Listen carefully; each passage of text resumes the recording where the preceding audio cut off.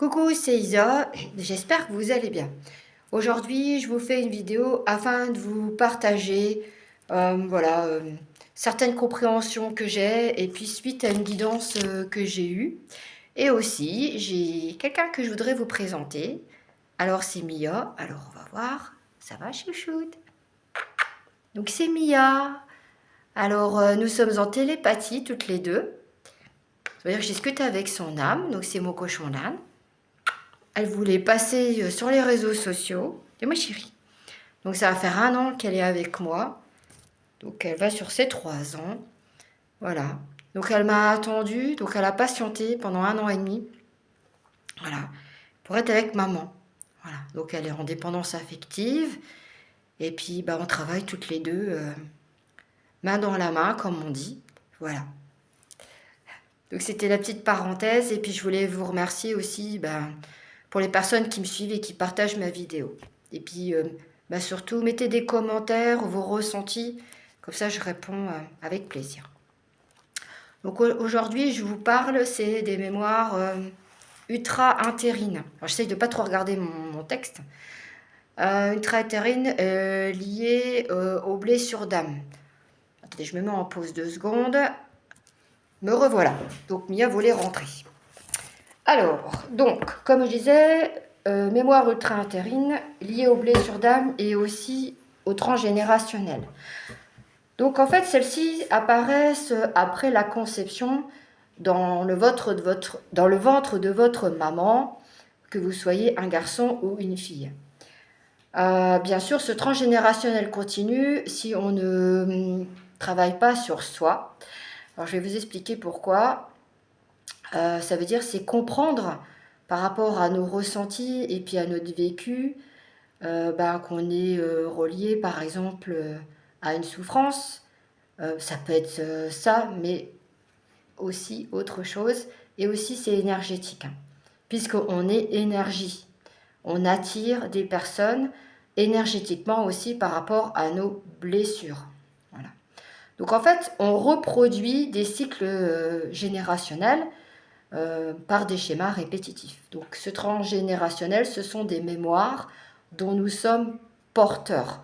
Donc en fait, c'est nous en libérer. Alors, dans notre incarnation, je vais bien faire une parenthèse, on ne prend pas tout le transgénérationnel, hein, autrement on ne s'en sort pas.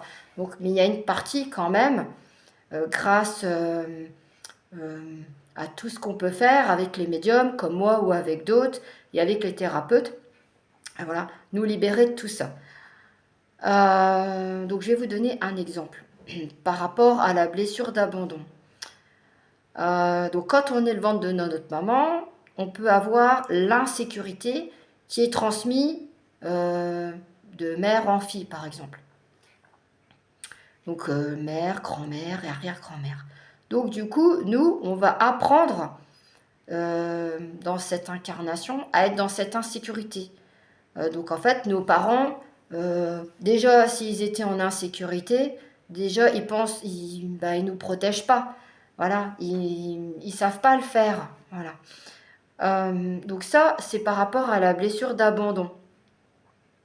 Donc en fait, pour s'en libérer, donc déjà, c'est se sécuriser soi-même et aussi, ça va permettre de libérer ce transgénérationnel. Parce qu'en fait, notre enfant intérieur, puisqu'on a été enfant nous-mêmes, en fait, il est encore en insécurité. Donc c'est le rassurer et lui dire que en tant qu'enfant, tout ce qu'on a vécu, on accueille en fait par rapport à ça. Et dans cette insécurité aussi, ça arrive qu'en fait on grandisse trop vite. Je vais vous donner un exemple. Donc par exemple, qu'on grandisse trop vite, ça c'est dans le parcours sacré, ça veut dire qu'on va prendre le rôle des parents. On va être le père et la mère en même temps, et on va sécuriser par exemple nos frères et nos sœurs. Voilà. Ça vaut dans le parcours flamme jumelle, qu'on soit chaser ou runner. Ça vaut pour les deux. Parce que même moi en tant que chaser, c'est ce que je faisais quand j'étais enfant, j'ai grandi trop vite. Et mon runner, c'est la même chose. Il a grandi trop vite aussi, parce que il jouait le rôle du papa, Voilà, parce que le papa, il prenait la fuite. Et même lui, hein, j'allais donner son prénom, pardon, il prenait la fuite, mais une façon différente. Ça, il faudra que je vous en parle aussi. Donc, il y a un autre exemple aussi que je souhaite vous donner. Alors là, c'est vraiment... Alors, je vais vous expliquer. Donc, c'est une maman. Elle tombe enceinte. Mais bien sûr, ce qui arrive des fois, c'est qu'on fasse une fausse couche. Donc, c'est tout. Donc, il y a un deuil à faire. Alors, je vous dis entre parenthèses, les deuils, c'est long. Hein, ça ne se fait pas en quelques mois ou juste quelques années. Ça, il faudra que je fasse une vidéo là-dessus. Donc, dans ce deuil, donc à faire, il y a aussi il y a de la tristesse, il y a beaucoup de choses dans ses ressentis. Bref, elle tombe enceinte d'un deuxième enfant, puisque c'est le numéro 2. Même si l'enfant numéro 1 n'est pas né, c'est un numéro 2. Ça aussi, il y a des personnes qui pensent que même quand on a perdu un enfant, que celui qui est né après, c'est le numéro 1. Il y a aussi une autre vidéo que je pourrais faire là-dessus.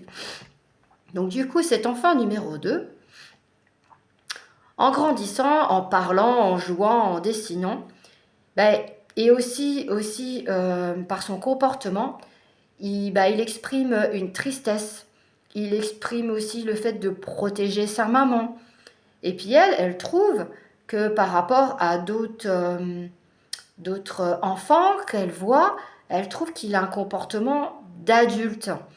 Et puis elle se dit, c'est anormal. Donc elle va voir un thérapeute, je crois que c'est au niveau du transgénérationnel.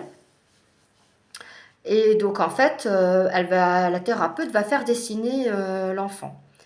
Et donc du coup, cette thérapeute va discuter avec la maman parce qu'en fait, elle va rechercher ce qui se passe dans le pourquoi et le comment. Et donc la maman, elle va expliquer qu'elle a eu un premier enfant, voilà.